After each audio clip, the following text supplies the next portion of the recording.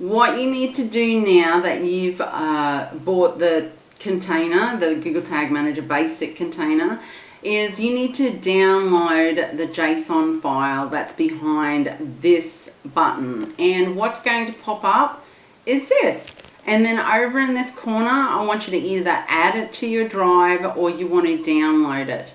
So either way, you want to make sure that you store it somewhere on your computer that's easy to find, so that when we come over to your container, that you're going to be able to import it easily. So now what we're going to do is, if you don't know how to set up a Google Tag Manager, I have done a separate training. Also, if you haven't got an analytics account set up, or you just want to check that it's set up properly, I've also done a training on that on this website, web page that's only for you. It's not publicly available, it's just for you guys because you have invested in this container, and I want to make sure that your analytics is set up correctly. I do this in my training that I do in some analytics trainings with some of my clients, but because you've paid for this one, this isn't available in the free analytics training that I do.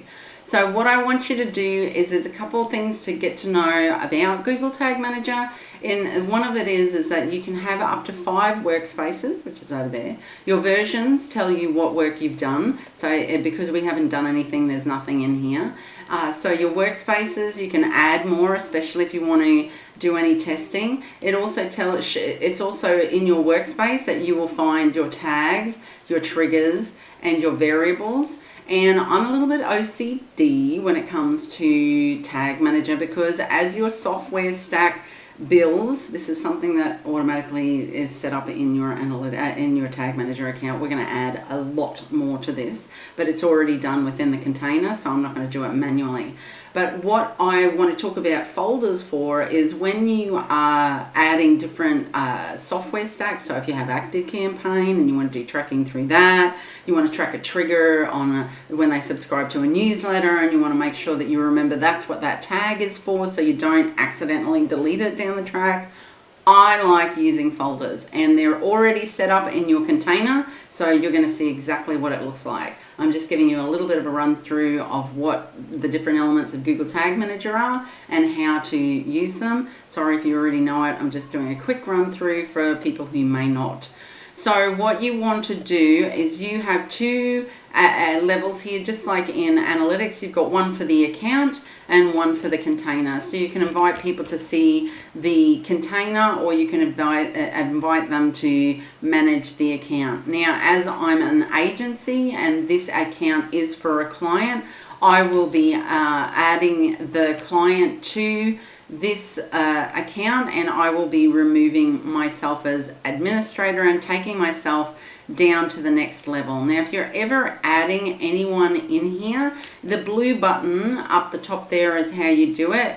And there's one thing that you need to remember when you're doing this, is you put your email there, and you don't need to give anyone administrator levels, because if anyone's building anything in your Tag Manager account, they can do it all from user. You just need to remember to put the set all and tick all of these boxes, because then we can do everything within your containers. And that's all a user will need to have here. So you don't need to, anyone who's doing work in your Google Tag Manager account does not need this level, because anything that says it can modify user permissions, it means it can take you out as the owner, and you don't want to do that when this is the main tracking for your data from your from your social media to your website and your email marketing.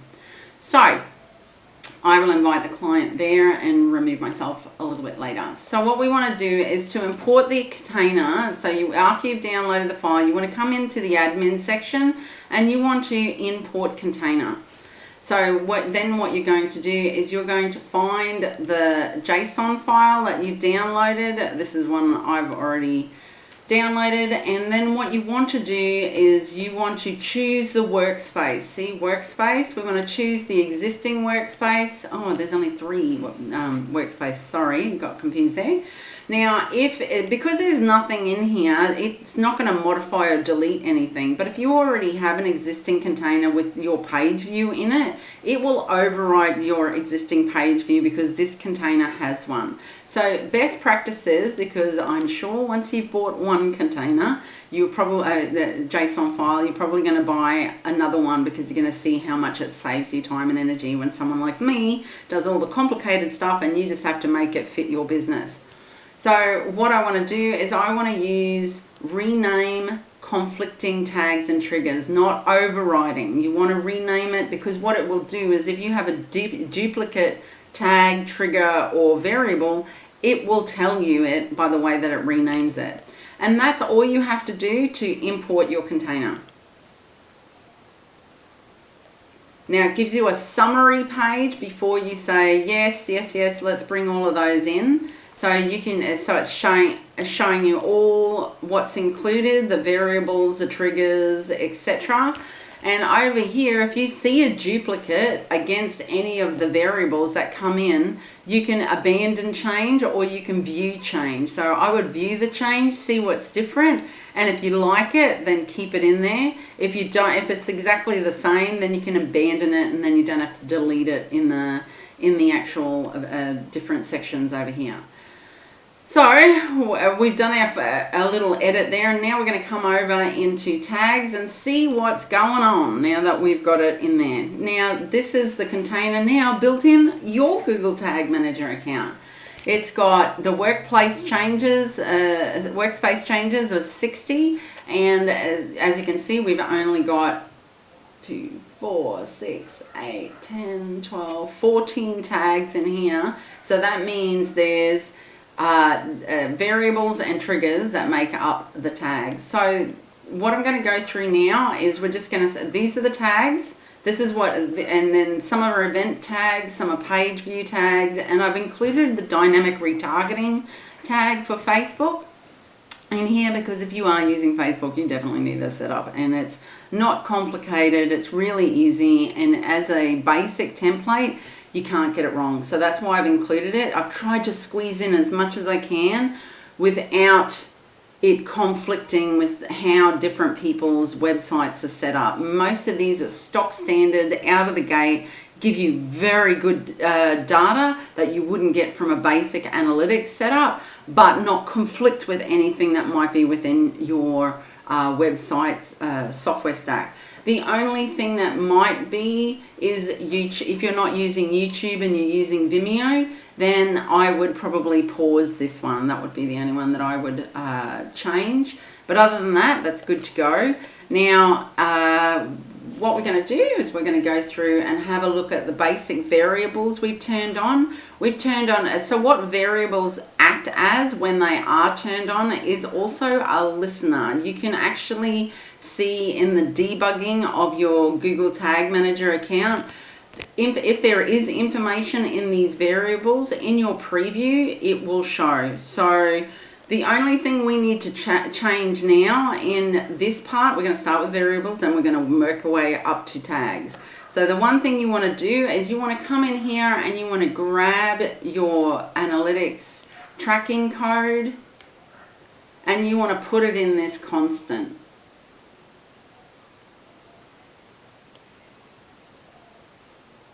You want to grab the UA and the numbers that follow it. That's really important. So we'll put that there and then that's done. And what that does, what that constant does, that constant updates your gas variable. So that one also updates that one because I have built the variable for your tracking ID to be in there. So this is done and that is tracking all the activity from your page views and the events. That pushes all of that over into your Google Analytics account. So this one is really, really important. And because we use the gas variable now and not the standard UA tracking ID, what it does, if you've got cross-domain tracking that you need to configure, then that is something that you might need to ask me about how to set up or do a quick Google and you can find that. If you've got e-commerce and you don't have you don't have to do that if you don't have enhanced. And you want to make sure these are other levels of how we can customize your data, and that's more advanced. It's like a piece of string. But that's the one thing I wanted to show you, that cross-domain tracking through the gas variable is a lot easier to do than in the UA tracking, which takes 5 more steps to do the same thing. This just has to, in here you create you can either create a variable so that it's like a constant variable, or you can just write in the different domains. If you have Infusionsoft, if you have leadshook.io, if you have anything like that that is different, or another cart checkout, then you would put that Thrive cart, you would put that URL in here, either in a variable or straight, you write it in here with commas in between each URL and no spaces. Anyway, that is a little bit advanced and a little bit off topic. Now, your Facebook pixel ID, this is Simo Alhaba's. We're going to be these 2 tags. He's a really top Google Tag Manager trainer. He works directly with Google at the moment. So what I want you to do is you need to go over to your business settings in Facebook, and you want to look under your data sources. It looks like an octopus in there, and you want to choose your pixels. So you want to grab your pixel ID. This is old and not in effect, so I don't mind you seeing that. It's not working anymore. And then what you would do is you bring it over and you put it here. If for some chance I don't know, I debugged this and found this out. Do not put your pixel ID number up here, because for some reason it picks it up and counts the page view as 2, because it's counting this pixel ID number here and that one there. So there's a little hack for you. Now, these are the folders that I was talking about before, and as you can see, I've got each of the tags, triggers, and variables set up within their own folder so that you'll know down the track what's what in the back end of Google Tag Manager. Right, that's all you need to know for variables. These are all built in, and they're all listeners, so that when I build up the triggers, well, the triggers I have built for you, they will be listening out for form IDs, they will be listening out for clicks, they'll be listening out for scrolls and video plays.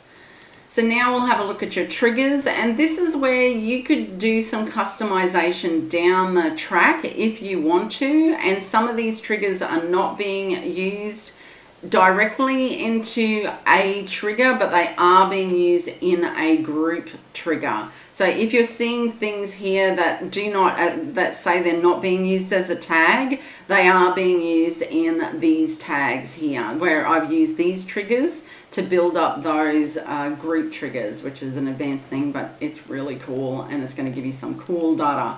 So now, these should all fire. The only thing that we need to look at is little things like this: the mail to, the telephone, and the submit, the form submit. Now, what that comes down to is the software that you use for your form on your website. This form submit will work on Contact 7. It will work on Gravity Forms. Anything that gives you a form ID, it will work. The only thing that you might need to change but I don't think you have to. This works really well on all basic forms. As long as it's not too funky, then this will work. And we'll show you how to debug this and make sure that all of these containers are working. So now what I'm going to do is I'm going to take this GTM container and we're going to embed it on the site and just make sure all of these tags that we've now imported into a Google Tag Manager account is working. So I'm going to activate the GTM for WordPress plugin, and then go in here and do a few things to make sure that and that's it. That's Google Tag Manager installed onto your site.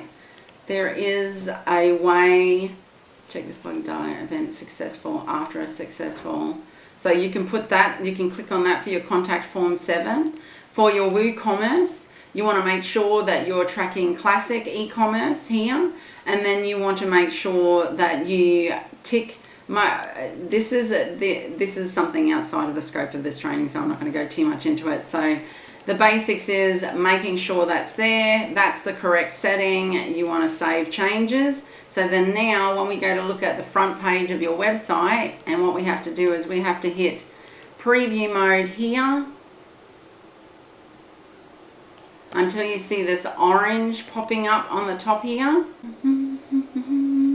So it says preview working space. So then now once you've done that, and this is really important that you get it in this order, you want to do preview over in Google Tag Manager, and then what you want to just do is you want to, this is a good rule of thumb and you should do it, is you want to log out of your website. You do not want to do it in admin mode, just in case there's something, you know what I mean? It's just the best way of practicing and having a look and testing your website. So you always make sure you're logged out. So now what you want to do is you want to look down here and you want to see that the summary in here is showing you that your page view is fired, your page view for your Facebook is fired, your conversion linker, which is good for cross-domain tracking, your Facebook dynamic page retargeting, and your event scroll. So now what we're going to do is we're going to do some other activities to trigger some of the other tags that are triggers I've got going on. So you've got your trigger group for your mid engagement. So these people have been on your site for 30 seconds and done a certain percentage of scrolling. And then we want to test the click to call. So we want to hit that one. That's a setup. That's incorrect. So that's something that needs to be debugged on the website.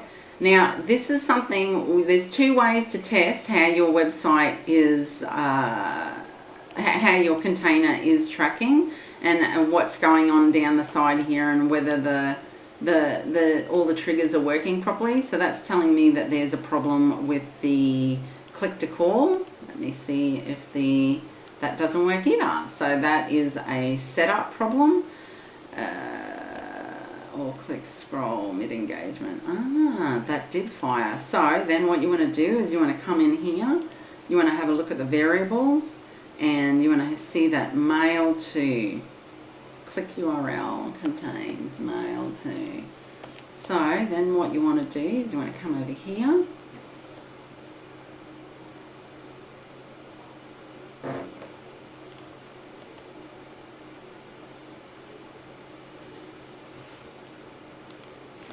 So let me have a look. Did the click text? It didn't.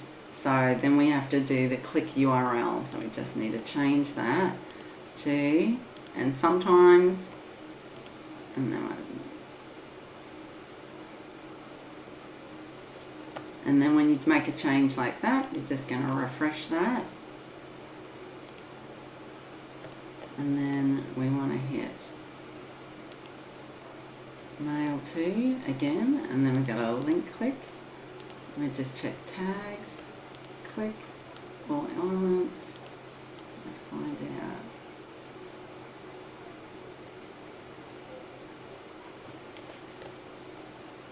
So remember, refresh. That's what I didn't do. That's why it didn't fire the tag. You have to refresh the website as well, because that will refresh the tag going in there. So we want to come down here, we want to click on that, and then we see that the mail, so you want to make sure it's on the right one, and yes, that one's firing. So now we want to debug the link click for the call, and that refreshes on a new. So then what do we want to do now is we want to come over here and we want to have a look in this button over here, and you want to click on events here, and this is another way of debugging your container installation. So we can see call report has fired. So even though what happens here is the page refreshes every time. So if you look at this, see how the page refreshes, but what analytics is telling us is yes, it is tracking calls. So this is working. Make sure this isn't up there. So you want to go in here and go, yes, call report. Now because it's counting only one is because it doesn't count it every time in the sailing session. In the website visit session. It'll only count it once. It won't multiply. It'll see that it's it will only count it once.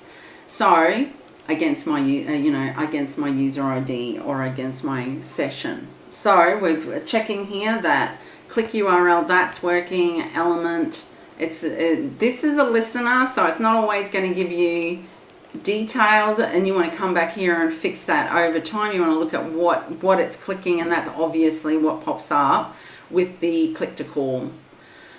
Now, see how it's giving you your engagement levels of high and mid? That's going to come in really important. You're going to see a lot of use for that, especially in the free analytics training on how to create segments in your analytics to track high and mid engagement on your different web pages.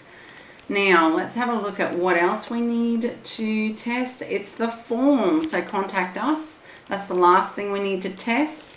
So we're going to go through this. We're going to look at the contact form.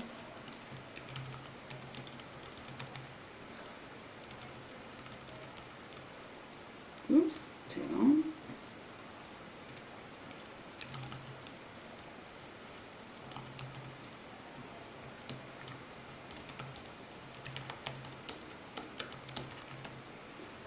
Now, sometimes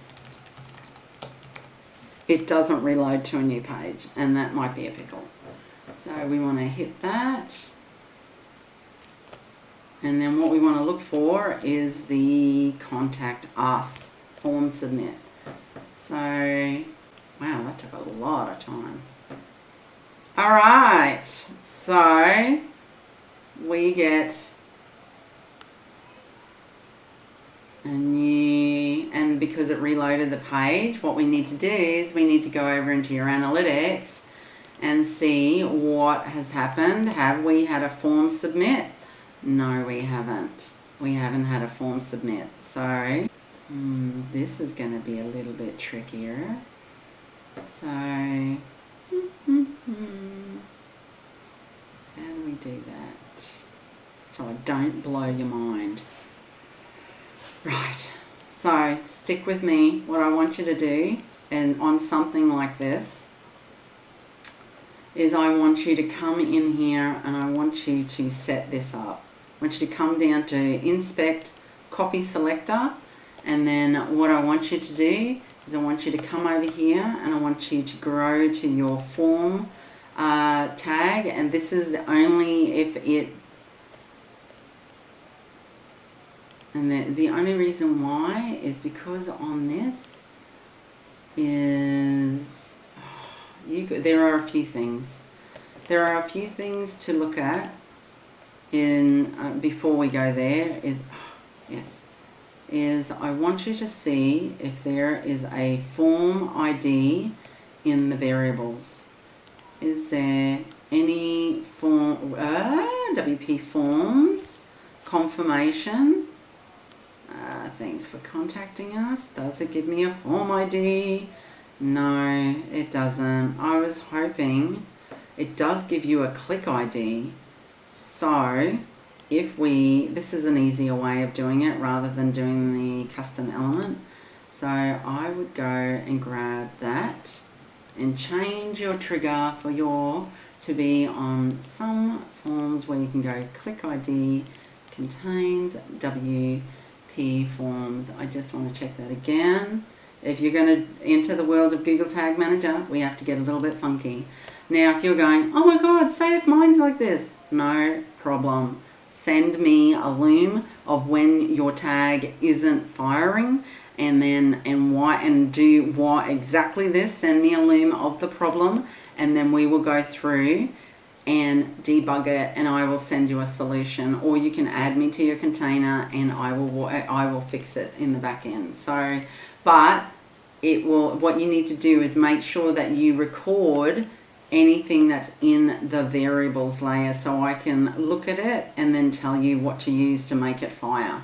All right, so now we've fixed that. Let's refresh this, refreshing that. And then we're going to come back over to your contact page. And yes, I want to continue.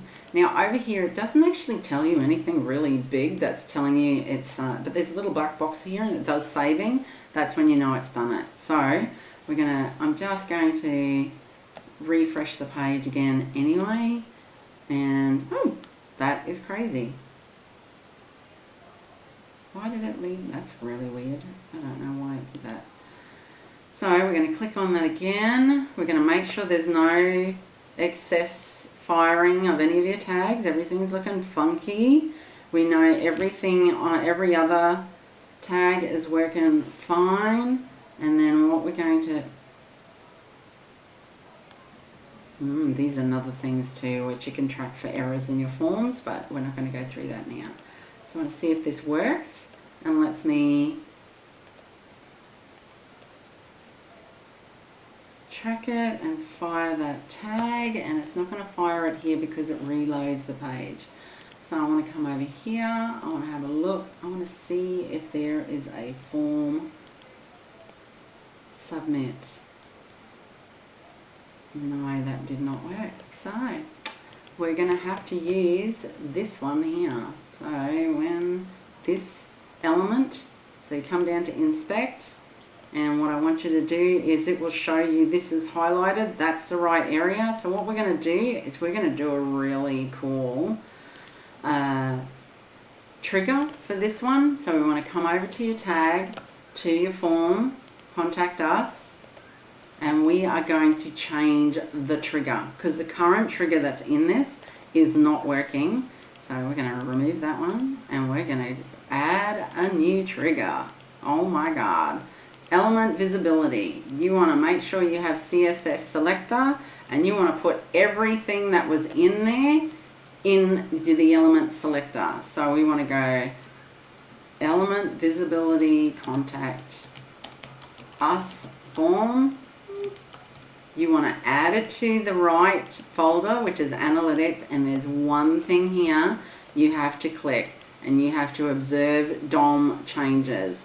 I'm not going to explain that too much here. It just tells you when a page has a element on it that is changed without necessarily the page always reloading, like as in reloading, then that will fire. So it's another sensitive trick. It's really cool. Anyway, I'm not going to go into it too deeply, but it's a way to show that the page has had a change on it without the page reloading. So I'm going to have to do this one more time, and sometimes that's just the way debugging goes. Just thankfully this form leaves everything in there, which is really bizarre.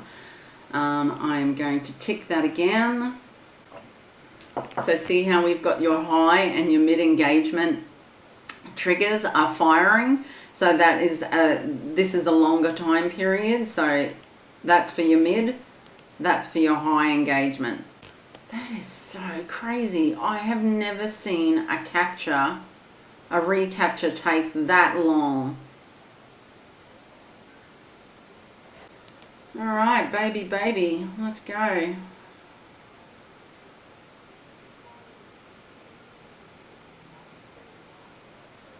And there you have it. The contact us form shows. You can also do it a different way. Oh, no, you can't. You can't. It doesn't give you a different thank you page on it, but I would definitely do that if you want to make it simpler. Instead of using the element visibility, if you want to make it really simple, you want to make sure that your form submit pages goes to a thank you page, and then what you can do as your trigger, you can just add a trigger that says page view. So then you would go, you can do an or trigger. So I would go page view, some page views, and then you go page view URL contains thank you. That's it. That's another trigger. And then you would just go page view thank you. Voila. Add it to your analytics folder, and that is a faster way of getting your form submission working. So I'm just going to go over here and just make sure that's all going right. Core report, form submit, contact us. There you go. Form submission, contact us. That's it. So now that we've confirmed everything is firing as it should, then all you have to do is press submit, and you will go basic GTM container sorted. And that's it. And I usually put a little bit of notes and go as per Rumble Media 21st, 6/20, blah. And that is all done. Done. And that is how you install the basic GTM container. I've got a little bit of extra tutorials in there. And what I suggest is anytime you make changes to your Google Tag Manager account, that everything is, you make sure you publish it. And normally how we add new things is we add them one tag at a time, but because you have bought this container, I have literally done all this funky stuff that would normally take you around, it could take you up to around about 2 days to implement. You have done it in less than an hour. Money well spent. Thank you for watching. Thank you for investing. Please join me in the free analytics training Zoom where we can show you how to make some really good business decisions from using this Google Tag Manager account set up. Thank you so much. See you soon.